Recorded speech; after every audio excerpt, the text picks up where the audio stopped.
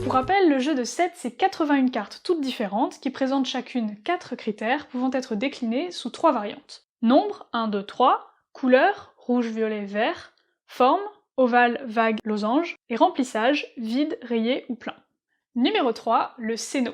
On l'a appelé le Céno parce que c'est en quelque sorte un mélange de 7 et Uno. Et c'est toujours moi qui gagne. Le principe est tout simple, on distribue 7 cartes à chaque joueur, et chacun son tour, les joueurs peuvent poser une carte à condition qu'elle ait 2 critères communs avec celle du milieu. Exemple, on peut poser 7 cartes, car la couleur et la forme sont les mêmes, puis 7 cartes pour le nombre et la couleur, celle-ci pour la forme et le remplissage, et celle-là pour le nombre et le remplissage.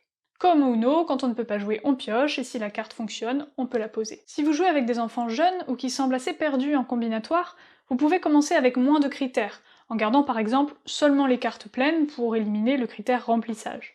Et ensuite, comme au Uno, vous pouvez inventer des cartes spéciales. Je vais vous partager les règles avec lesquelles Alex et moi jouons, mais vous pouvez bien sûr inventer les vôtres. Lorsqu'on pose une carte rouge pleine, le joueur suivant doit piocher autant de cartes qu'il y a de symboles dessus. Il peut y échapper en mettant à son tour une carte rouge pleine, et les cartes s'additionnent ainsi comme les +2 au Uno.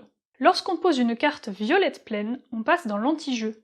Dans l'anti-jeu, la règle pour poser une carte est qu'elle ne partage aucun critère avec la carte du milieu. C'est beaucoup plus rare. On joue ainsi jusqu'à la prochaine violette pleine, qui fait rebasculer dans le jeu. Les rouges pleines n'ont pas d'effet dans l'anti-jeu.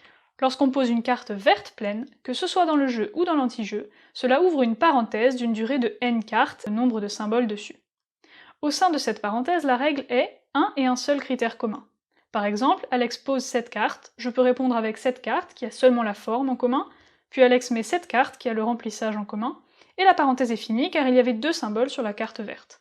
On reprend alors où on en était, dans le jeu ou dans l'anti-jeu. Encore une fois, les rouges pleines n'ont pas d'effet.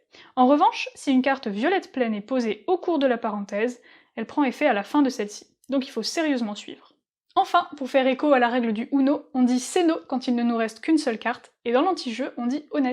Logique. Le mieux c'est d'ajouter ces règles progressivement, d'attendre à chaque fois qu'une règle soit bien assimilée avant d'en ajouter une nouvelle.